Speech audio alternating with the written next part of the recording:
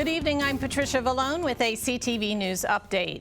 Maryland is cracking down on businesses and residents who fail to follow state COVID restrictions. The governor has announced the launching of a compliance, education, and enforcement operation. Beginning tomorrow, residents can expect to see state troopers working with local police to educate and enforce state COVID guidelines. Hogan continues to warn residents about the dangers of not following COVID regulations. I know that there is growing frustration that we're still fighting this virus, and many people are struggling emotionally and financially, and this is causing a great deal of stress for nearly everyone. But following the public health directives is the only way that we will be able to stop this virus, to keep Maryland open for business, to keep our hospitals from overflowing, which is why it is absolutely critical that they must be followed.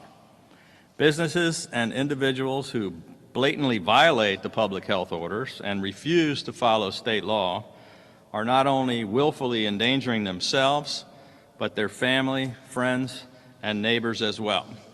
Residents are encouraged to report unsafe facilities or public health violations to the state's 24-hour prevention hotline. That number is 833-979-2266, or you can email officials at prevent.covid@maryland.gov. As we approach the Thanksgiving Day holiday, Maryland coronavirus numbers continue to surge. State health officials report more than 1,600 new cases and 32 deaths in the last 24 hours. Meantime, a number of state and county testing locations are adjusting hours this week. Six Flags of America will be closed this Wednesday for testing, but will reopen on Friday, November 27th from 8 in the morning until noon. The Cheverly Health Center and Dyer Regional Health Center will only conduct testing today and tomorrow. I'm Byron Scott with a further breakdown of those numbers. Looking at race, blacks make up the largest number of infections at more than 55,000 statewide and 1,710 deaths. Whites make up more than 54,000 cases and 1,900 deaths. Hispanics, we're talking 36,218 cases and 476 deaths. Looking at age, the largest number of cases is among the age group of 20 to 29-year-olds with 35,000 cases and 26 deaths. The most deaths are still among the elderly. For those 80 and older, there have been 1,973 deaths. Looking at gender, among women, there have been more than 97,000 cases and 2,100 plus deaths. Among men, almost 88,000 cases with 2,211 deaths. The final category, private schools, there have been more than 125 cases reported at private schools statewide. The only school listed in Prince George's is DeMatha Catholic with 3 cases. I'm Byron Scott. Prince George's police are investigating a deadly accident involving an on-duty police officer and a pedestrian. It happened around 9 o'clock last night in the Langley Park area. Investigators say the officer was driving in an unmarked patrol car on University Boulevard when he struck a man near the intersection of 15th Avenue. The man was pronounced dead at the scene. Anyone who may have seen the incident is asked to contact police. As we reported yesterday, former Prince George's lawmaker Will Campos was an up-and-coming politician until he became embroiled in a federal bribery scandal. In the second of my 3-part exclusive series, we take a look at what life was like for Campos behind bars. Being incarcerated is a horrible experience. It was May 2018 when Will Campos learned he would have to serve 4.5 years in federal prison for taking bribes and kickbacks. He surrendered to authorities that July and stayed in prison until his early release in May 2020 due to the pandemic. Which prison were you in, and tell us a little bit about your experience there? I was over at McKean Camp in Pennsylvania. Originally I was sent to West Virginia. I was eventually transferred to McKean. Overall, I mean, as terrible as the experience as it was, I still thank God for having gone through it because I am a better person. Campos says he was able to do a lot of self-reflection while behind bars. I did a lot of reading. That's one of the things that I definitely, once you're in prison, you can decide to do 2 things. You can enhance yourself or you can go the other route. And of course, I chose to do as much as possible to enhance myself spiritually, mentally, physically, emotionally, in many aspects. I got closer to God. but I also learned a lot about the system. You know, you get to see the reality of what's happening out there in this country as far as mass incarceration is concerned. And you get to see and hear a lot of stories. And you get to also see the human aspect behind people who've made mistakes. Campos remains under house arrest. Is it a home detention, like you have to wear an ankle bracelet or anything? So yeah, I'm on home confinement. I have to wear a bracelet. I can only be in here, or once I find a job, be able to go to work. I can ask for permission to do different things, such as go to the grocery store, for example, to buy groceries and things along those lines. But specifically, we got a call a couple of weeks ago because of the rising cases of COVID-19 that they're even limiting that. So for the most part, I'm stuck at home. In tomorrow's final segment of the series, Campos discusses his future plans.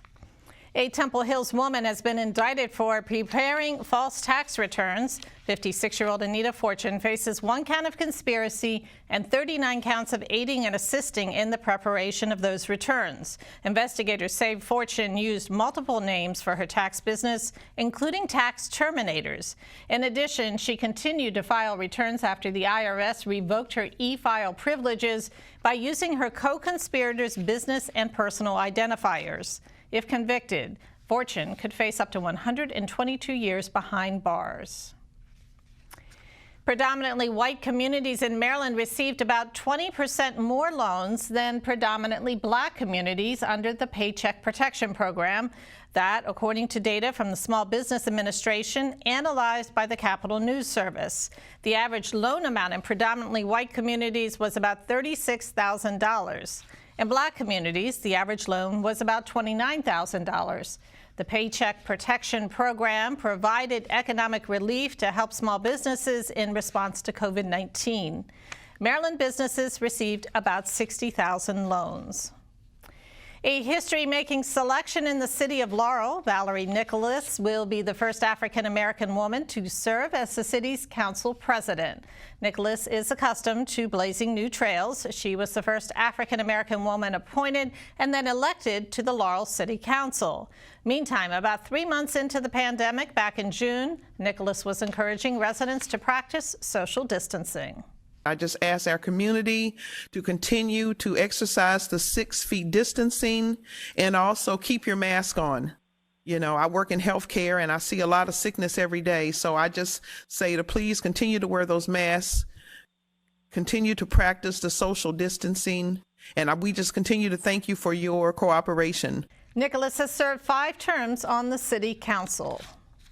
Students across Maryland should be taking classes virtually, so says the State Teachers Union. Citing the spiking number of COVID cases, Union President Cheryl Boss says there should be online instruction only through mid-January. She's asking the state superintendent of schools to end in-person classes until that time. Boss says Maryland is exceeding all state COVID metrics for regular classroom instruction. And a Virginia-based STEM nonprofit is lending a helping hand by donating laptops to homeless teen mothers in the county. Mission Fulfilled 2030 is giving away 10 Chromebooks tomorrow afternoon to the St. Anne's Center in Hyattsville. It's part of the organization's Tech Fund Challenge that's raising money and distributing laptops to school-aged children. Founder Gerald Moore says that it's important for children to have access to technology. What we found is that in a lot of the households, they may have a computer or maybe even 2, but if they have 3 children, then it's not enough for everybody to be able to be on at the same time. And it's been a real challenge for a lot of folks in disadvantaged and underserved communities. Mission Fulfilled 2030 helps prepare boys for careers in STEM fields. For more information about the organization, visit missionfulfilled2030.org. A local woman who was diagnosed with lupus when she was 5 years old is reviving her cupcake business. Amina Scott founded Mimi's Oreo Cupcakes about 3 years ago. However, she had to shut down temporarily because of health issues. Now, after receiving a kidney donation earlier this year, she's back in the kitchen baking. Scott bakes Oreo-based cupcakes, red velvet cupcakes, and much more. She also designs spiritual T-shirts called Hustle for Jesus, as shown here. because you're sick, that don't mean that you can't do or have your dream come true. You can still go forward as long as you have God in front of you directing you. Yes, you can do anything. And that's exactly what I want to say to people that's out there that are sick. For more information, visit Mimi's Oreo Cupcakes and Hustle for Jesus on Facebook. The University of Maryland football team is back on the field practicing. This after the last 2 games were canceled because of COVID infections. Officials say they will continue to monitor team test results as the Terps prepare to play at Indiana University on Saturday. If all goes well, Coach Mike Loxley, who tested positive for COVID recently, will join the team on Friday as it travels to Indiana. So far, so good in how our team has responded. Today and tomorrow are 2 big work days for us, and obviously getting our conditioning back intact. This will be the first couple of days we've been in pads where we'll get to thud and hit a little bit to again work on the physicalness that we need to have to play a tough game like this Saturday's game against Indiana. It was a high energy practice. Players and coaches were excited to get out there, and then we had a really good day in preparation for Indiana. So off the field, I was saying it's a new focus because we know that we can get shut down. So it's just being smart and taking care of things necessary to allow us to play. And let's get a quick check now on your 3-day weather forecast tonight. Cloudy with a low around 38 degrees. Wednesday, partly sunny with a high near 57 and a low around 50. Rain is likely that evening. Thanksgiving Day will be warm and cloudy with showers possible in the morning. Daytime temps reach a high of 67 and a low around 46. Friday, mostly sunny with a high near 62 and a low around 44. Now for your community calendar, calling all high school seniors. Join Impact DMV for their virtual Black Friday event. The organization is providing at least 100 Prince George's County seniors with college application assistance. Experts will edit applications as well as scholarship essays. The event is free, however, spaces are limited. For more information, visit impactdmv.org. And that wraps up our CTV News Update. I'm Patricia Vallone. Have a great night. For the latest information on COVID-19 in Maryland, visit the State Health Department website. That's health.maryland.gov. Again, health.maryland.gov. Click the link to the COVID-19 information portal. There you'll find all the latest information about coronavirus. You'll find daily updates on cases and fatalities. Answers to questions about testing and the governor's stay-at-home order are available as well. For specific information about Prince George's, visit princegeorgescountymd.gov. That's princegeorgescountymd.gov. The site offers information about local services for residents and businesses. There's a link for COVID-19 relief donations. Also, food pantry locations are listed. And if you have any questions, call the county COVID-19 hotline at 301-883-6627. That's 301-883-6627.